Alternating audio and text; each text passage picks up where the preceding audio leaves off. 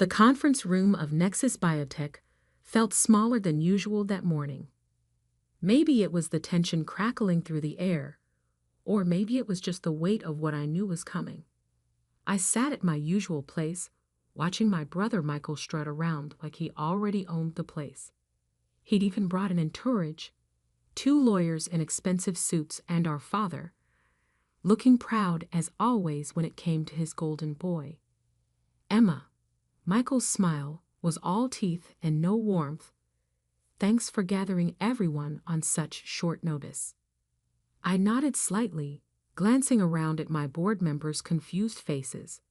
These were people who'd believed in my vision 5 years ago when Nexus was just an idea sketched on coffee-stained napkins. Now we were on the verge of revolutionizing cancer treatment with our patented nanotech delivery system. And my brother had come to steal it all.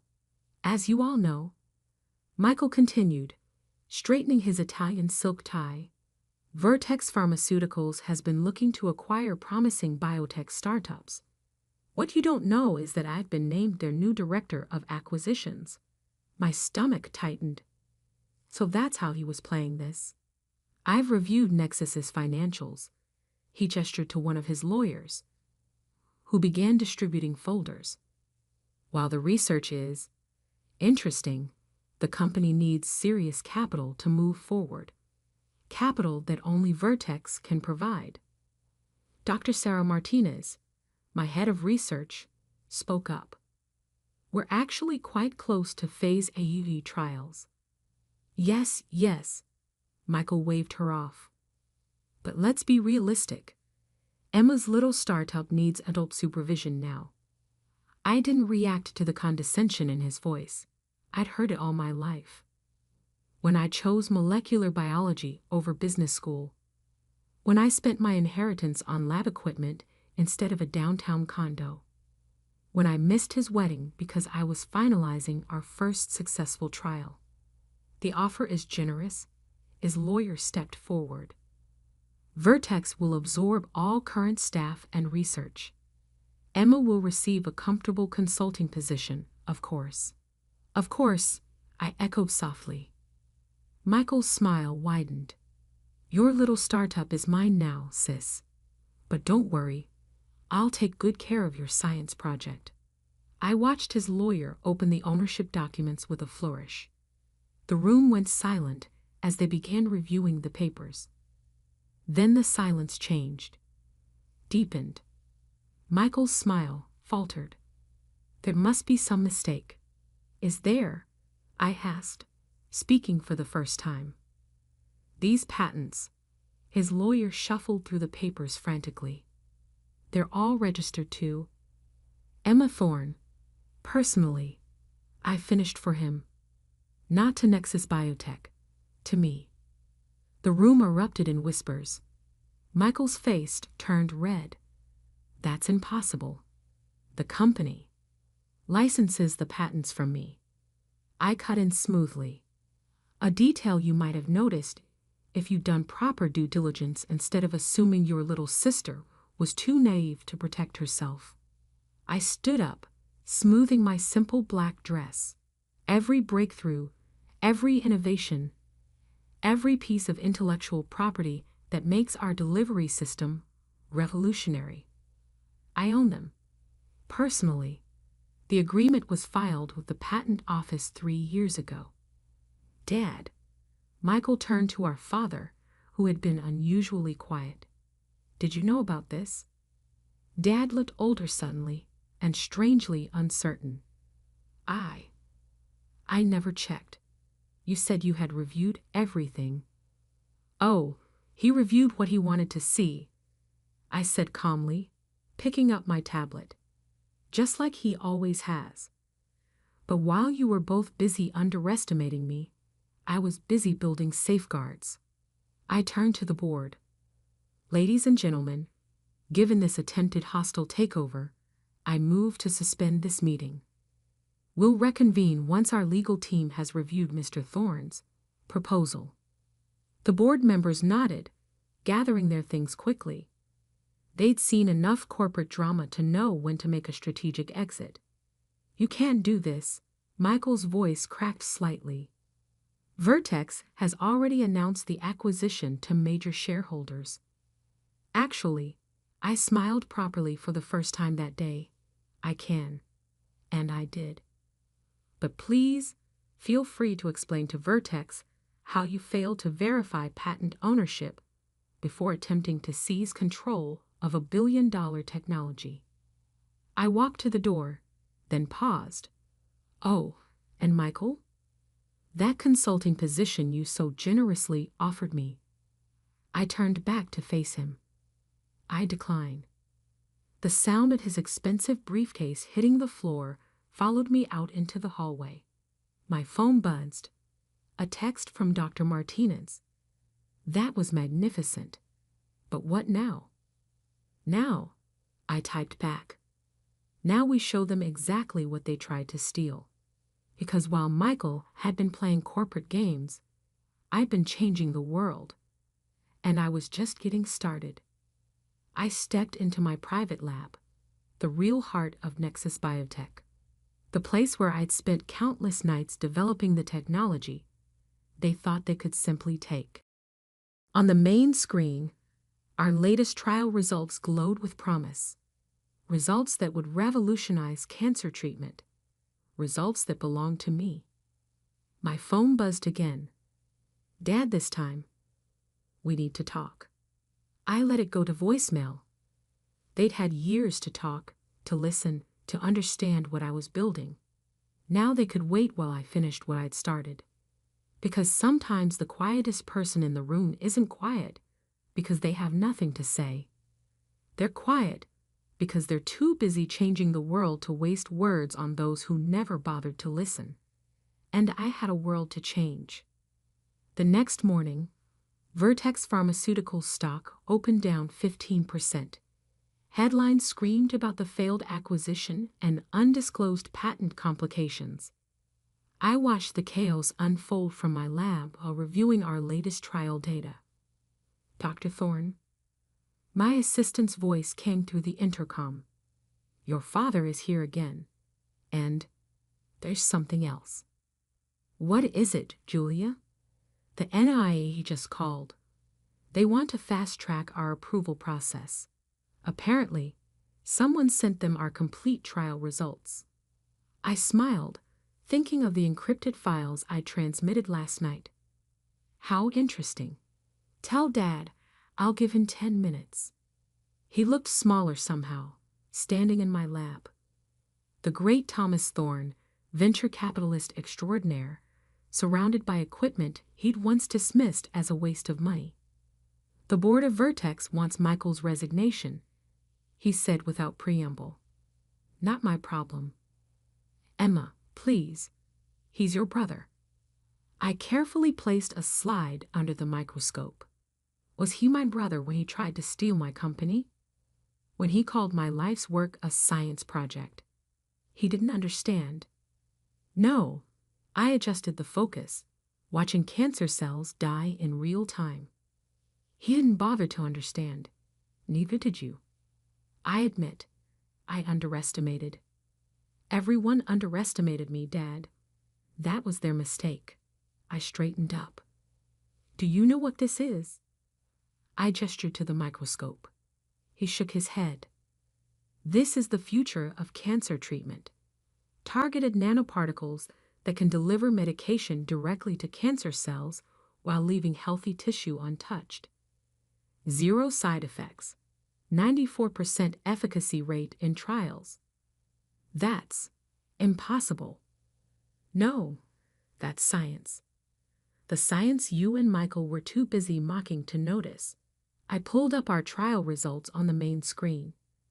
The NIAID is fast-tracking our approval. Within 6 months, this treatment will be saving lives. My God, he whispered, finally understanding. Emma, your 10 minutes are up. I turned back to my work. Julia will show you out. Wait, he pulled out a folder.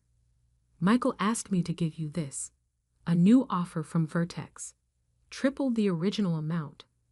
I took the folder and without opening it, fed it into the lab's paper shredder. Tell Michael he can keep his money. I have something better. I have results. After he left, I checked my phone. 3 missed calls from Michael, 2 from Mom, and 1 text from Dr. Martinez. Big pharma vultures circling. 5 acquisition offers this morning. I typed back, decline them all. We're staying independent. Because independence was what I'd fought for all along. The freedom to pursue my research my way without corporate interference or family politics. My phone rang again, an unknown number. The voice on the other end was familiar. Dr. Thorne? This is Dr. Sandra Collins from the NIH Review Board. We've examined your trial data. It's revolutionary. Thank you. We'd like to put you on the fast track program. Your treatment could be approved by year's end. I looked at the microscope screen, at the cancer cells being systematically destroyed by my nanoparticles. That would be acceptable. There's something else. She paused. The Nobel Committee has requested your complete research documentation. I sat down slowly. The Nobel Prize. The ultimate validation. I'll have everything sent over today. After hanging up, I walked to the window of my lab. From here, I could see the Vertex Pharmaceuticals building where Michael was probably cleaning out his office. In the reflection, I caught sight of myself. Not the quiet little sister anymore, but Dr. Emma Thorne, revolutionary scientist. My phone buzzed with a text from Michael. You've ruined me. Happy now? I typed back.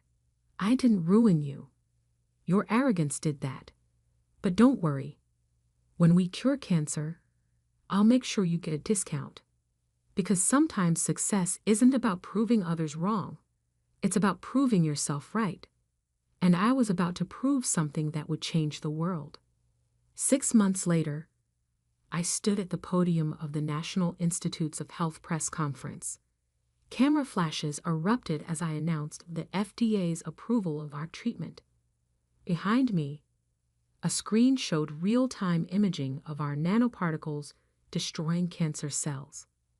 This isn't just a treatment, I concluded. This is a revolution in oncology, and it's only the beginning. The questions came rapid fire. Dr. Thorne, how does it feel to be the youngest scientist nominated for the Nobel Prize in Medicine? Will Nexus Biotech remain independent? Any response to Vertex Pharmaceuticals' recent bankruptcy filing?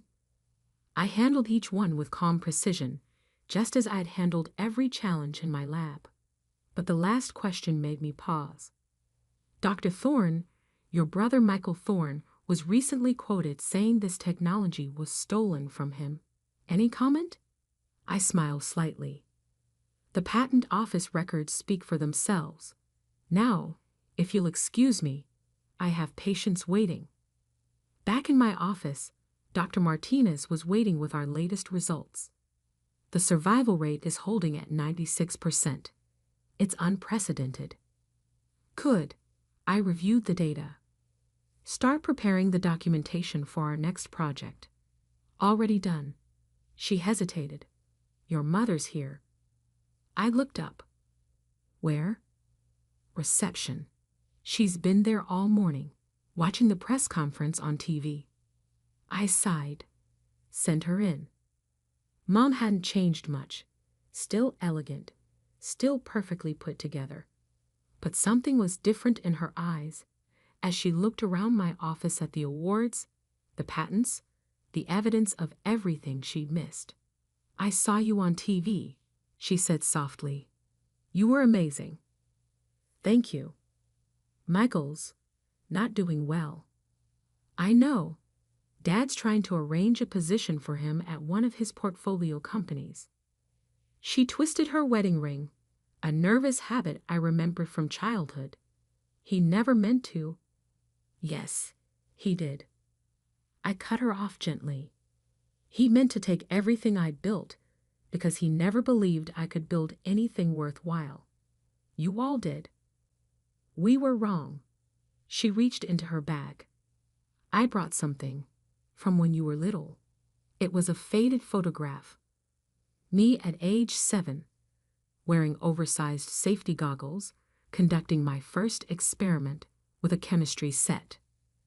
You were always different, she said. Always quiet, always thinking. We should have seen. You saw what you wanted to see. I handed the photo back. A quiet girl who needed to be more like her ambitious brother. You never noticed I had my own ambitions. And now? What are your ambitions now that you've proved us all wrong? I turned to the window, where construction crews were breaking ground on Nexus Biotech's new research campus. Now, I'm going to cure more diseases, create more breakthroughs, save more lives. Without us? Without interference. I softened slightly. But if you're genuinely interested in understanding my work, the lab tours are on Thursdays. She nodded, understanding the olive branch for what it was. I'll be there. After she left, I went down to my lab, my real home. On my desk was a letter from the Nobel Committee, still unopened. I didn't need their validation anymore. I had something better. Results. My phone buzzed. A text from Michael. Congratulations. I was wrong. Then Dad, you've changed the world, Emma. I'm sorry I didn't see it sooner. And finally, Dr. Martinez. Ready to start the next revolution. I smiled, picking up my lab coat. Always. Because success isn't just about patents or prizes or proving people wrong. It's about changing the world while they're busy underestimating you. And I was just getting started. 1 year later, I stood in Stockholm accepting the Nobel Prize in Medicine. My family sat in the audience, not as controllers or critics, but as witnesses to what happens when you underestimate the quiet ones. In my acceptance speech, I didn't mention the attempted takeover or the family drama. Instead, I talked about the patients, thousands now, living cancer-free because of our treatment. I talked about the next horizons in medical science, and I talked about the power of quiet determination. Sometimes, I concluded, the biggest breakthroughs come from the people you least expect, the ones working silently while others are talking, the ones changing the world while others are planning to take it. Later that night, in my lab in Stockholm, I looked at my reflection in the window. Nobel laureate, CEO, scientist, the quiet girl who changed the world. My phone buzzed one last time, a message from a young researcher in our lab. Dr. Thorne, I think we found something in the Alzheimer's trials. I smiled, putting on my lab coat, because this was never about proving them wrong. It was about proving what's possible when you stop listening to those who doubt you and start listening to the quiet voice that says discover, create, revolutionize. And I was still listening.